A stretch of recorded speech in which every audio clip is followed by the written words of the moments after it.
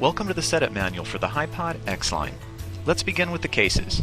We've simplified the unit into two cases, one for the tube and base and another for the accessories. The handle on these cases has been beefed up to take even more wear and tear. To begin setting up your unit, you will start with the accessory case. Find the yellow base plate with wheels inside and place it on the ground.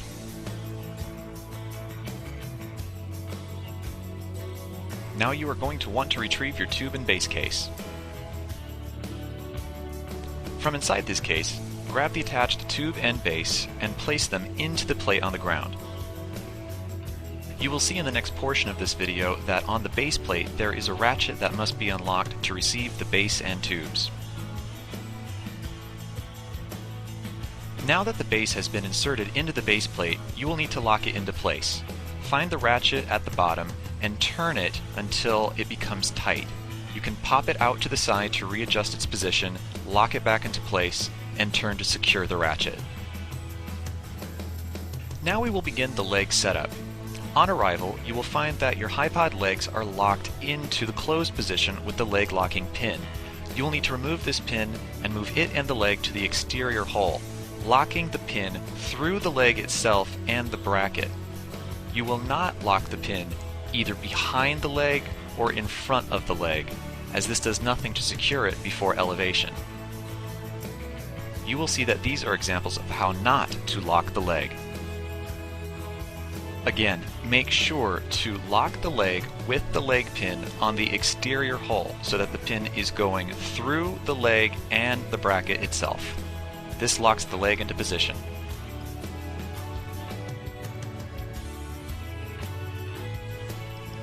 At this point in the setup, you can extend the HiPod legs to their full length. Lock them loosely, as you will most likely need to adjust them in the next step. Check the bubble on the top of the HiPod base to ensure that your legs are set evenly. Adjust the legs to make them level, and check the bubble again. At this point in the setup, your unit should look like this, legs extended and locked into place. Shake the silver ring at the top of the base to confirm that your legs are rock solid. Any movement, readjust and try again. Once the leg is confirmed to be stable and the primary leg lock has been tightened, you can adjust the second leg lock into place. This is a redundant safety lock in case the primary lock ever gives way or slips. Both leg locks must always be used on each leg. Never extend a HiPod tubing system until both leg locks are in place. You can see another view here of what these leg locks look like in their proper positions. Now, on the top of the base, just above the silver ring, you will find another ratchet. It's the same style as the one on the base plate. When it's open, you will be able to swing the tubes left and right. If you close the ratchet like this, it will grab the tubes inside of the base. This holds the tubes in the base while you're extending the tubing. You no longer need a tool to attach the HiPod head to the tubes. Simply find the head in the case and attach it to the top of the tubes. Then tighten it to the tubes with the ratchet you will find directly under the head. This will lock it securely into place. You can see a closer view of this motion here.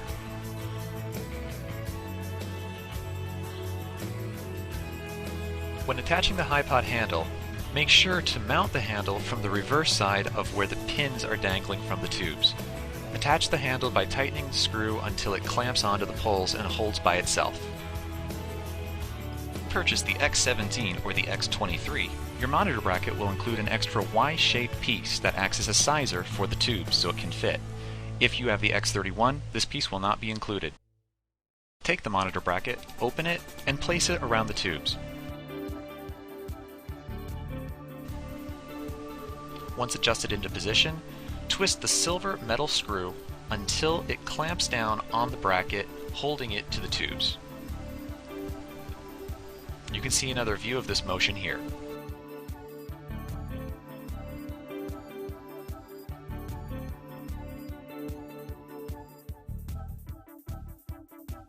Notice the ratchet on the LCD bracket. If you unlock this ratchet, you will be able to adjust the angle at which the LCD sits on the bracket itself. Always make sure to unlock this ratchet before adjusting the angle of the LCD. Now we will attach the head to the handle. On the bottom of the HiPod handle, you will see two nylon cords sticking out with carabiners attached. Pull out one of the nylon cords in one direction and the other in the opposite direction, meaning that in this camera view, one will go left and one will go right. Make sure that the cords are coming out of the bottom of the handle, allowing it to rotate the head. Also, make sure that your ropes are not crisscrossed. Now, on the handle itself, you will find two large silver screws. This first one is what's called the position lock screw. This will maintain the position of the handle wherever it happens to be at the moment when tightened. If you unlock it, the handle will move again. Now the second screw on the handle is found at the bottom. It's right in between where the two black nylon cords come out of the handle. If this screw is unlocked, you will be able to pull the cords out of the handle. If you lock that screw, you will no longer be able to pull these cords out. The purpose for this is when the unit is fully elevated, so that you have the cords locked and they will not slip while moving the handle up and down.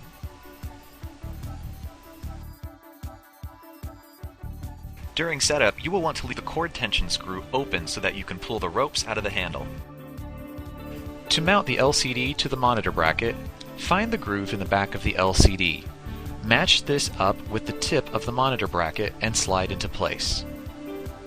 When satisfied, you can tighten the LCD to the bracket by twisting the screw in the back.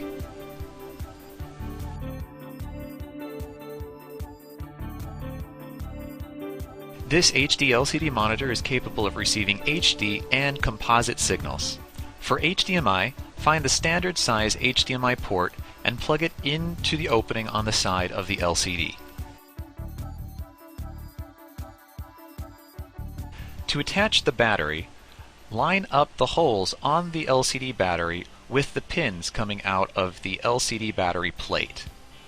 Find the grooves that will accept the battery and then push the battery down onto the pins. Now let's talk about camera setup. There are two big differences between earlier cameras and current cameras. For the earlier CX220s and the cameras in that line, you'll have a battery that looks like this, which attaches to the back. With newer cameras such as the CX240 or 405, it will have a battery pack which you connect via a USB cord. Current Sony cameras no longer have the option to put an external battery into the back of the camera. They have a fixed shell now. You have to plug in via the USB cord that comes out of the handle strap of the camera into the white battery pack. You mount the white battery pack to the top of the HiPod tubes where there is a metal hook. Use one of the brass screws to attach the battery pack to the hook by sandwiching together. Use the secondary screw to tighten into place. You can attach this in several different ways, but this is one of the most common.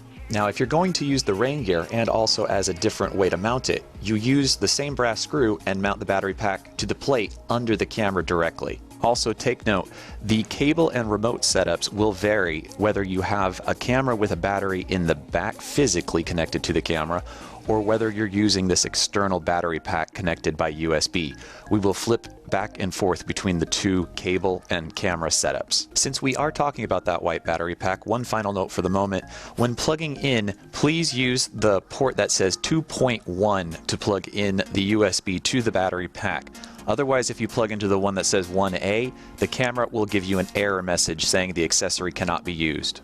Now, let's go back to the cameras that have a battery physically plugged into the back of them. A lot of people have been confused about how to charge those batteries. What you do is you leave the battery in the back of the camera and plug in that camera to a USB power source. This can either be a computer or a wall adapter with a USB. This is how you charge that battery. For the white power pack to charge, there was a USB cable included in the kit. Plug that smaller USB cord into the middle hole on the battery pack above the light, and then plug into a USB power source. This battery also has a way for you to check the charge status. If you click the button on the side, some of the 4 green arrows will light up, and this indicates how much charge the battery is holding. Each represents 25%. To set up text on screen to see your battery and record status, follow these steps. From the default screen, hit the menu button and then select Camera Mic in the top middle. It'll bounce you into a scroll window and then look for scene selection. Your display will change to look like this. Then on the far right, you'll see an arrow. On the bottom, go ahead and click on that and leave your screen here. You will see standby, which turns into record, and battery life. Each time you turn the camera on, you will need to set this up. Now to program your camera so it won't auto turn off after a few minutes, go to Setup and then scroll down until you see something that either says Power Save or Eco Mode, and then go ahead, click into that and turn Power Save or Eco Mode off. It varies based on which model you have. Also, if you see an option that says Demo Mode, you would want to go into that and turn that off as well. Now let's talk camera remotes. You'll have one of the following: the Sony Silver remote, the Vivitar, or the VariZoom. These three remotes set up the same way. A new remote, the black Sony, has also started going out, and that has a different setup. We'll come back to that later. Different remotes have gone out over the years with different cameras. You can see this remote, the Silver Sony, has been shipping from 2010 until about mid-2015. To mount this to the handle, open up the plastic clip in the back and attach it to the plate coming out of the handle. The Vivitar remote shipped from 2014 through 2015. It has a clip on the back that, if you open, will attach to the same plate coming out of the handle. The VariZoom remote was introduced in 2015. It has two screws in the back which hold a metal plate into position across the back of the remote. Open up those screws enough to create a gap and then slide the remote onto the same plate on the handle. Tighten the screws to hold the remote in place. Now, to set up the top cables for these first three remotes, follow these directions. Look for the multi-port, which is on the right side of your camera, then find the multi-adapter cable, which has a rectangular skinny port and then a female D-shaped port on the opposite side. Your D-pigtail or D cable will plug into the multi-cable. It's highly likely that instead of the D-pigtail, you have this version with the full RCA cables as well. Disregard the red, yellow, and white cable and focus on the black cable with the stereo plug. This is the only one that is used. The stereo jack on the D cable will plug into the female port on the long, skinny black cable. The opposite end with the pins is where you plug in the remote. At the bottom of the tower, for the Silver Sony, Vivitar, and VariZoom remotes, you will have a 3-pin connector. Plug that into your long, skinny LANC cable. That finishes the remote setup for cameras with a battery physically in the back of them. Now, for those of you using the black Sony remote, this is your setup. Go into your case and find this black plastic cradle. This is what you're going to slide the remote into. You see it has a clip in the back. This is going to attach to that plate that juts out of the handle. Slide the remote in, turn that clip sideways, and then attach it to the handle itself. You can see a close-up of that connection here. To connect the remote to the camera, the process is much simpler. There's only one cable. You can see it here. The black end goes into the camera and the white end goes into the remote. Do not reverse this, as if you do, it's not going to work. Also, loop the cable around the silver part of the handle a few times to cut off any stress or strain that might occur between the cable and the remote port. At the top, you can see where that cable plugs into the camera with that yellow tag. I'm pointing to it here. One thing I'm going to take a moment to reinforce is that you use the strain relief plate included with your unit. You can see the black plate under the camera that the cable is threading into. We'll go into more detail on this in a moment, but essentially, if you use this plate, it stops the cables from pulling or dragging on the camera ports, which can damage your cable tips or the camera itself. We include this plate for an important reason, and if we find that you have damaged your camera without using this plate, it may void your electronics warranty. Standard with all towers is the cable strain relief plate. You can see it here. This plate will lock your cables under the camera so that they can't pull on the delicate ports where they connect. You can see you thread one cable in one of these grooves and the other in the other groove. And they will need to be facing in opposite directions, so the connecting ports come out on opposite sides of the camera where the ports are available. When the cables are in place, attach your camera on top like this, and then underneath you will screw into the camera to connect tightly using either a screwdriver or even a coin will work. With cables threaded under the camera using the strain relief plate, it will look like this. To connect to the HiPod head, find the smaller hole in the middle of the strain relief plate and attach this to the wheeled HiPod head by taking the gold screw and inserting it into that hole from beneath the plate and then tightening the secondary screw with your fingers until tight. This will keep your camera securely in place and will prevent damage from tugging on the cables from beneath the tower. Now, for all versions, take your HDMI cable and plug the smaller end, either mini or micro, into the camera. Take the standard end and plug that into the LCD at the bottom of the unit. Regardless of what remote you have, tie off a strain relief at the bottom of the L shape on the head. Take your video and LANC cables and make a slack knot around the apparatus. This will help prevent damage on your camera connecting ports. To use the camera rain gear with your unit, after the strain relief plate is in place, put the rain gear underneath of the strain relief plate and sandwich it to the head as you normally would with the gold screw. When the rain gear is in place, it should look like this.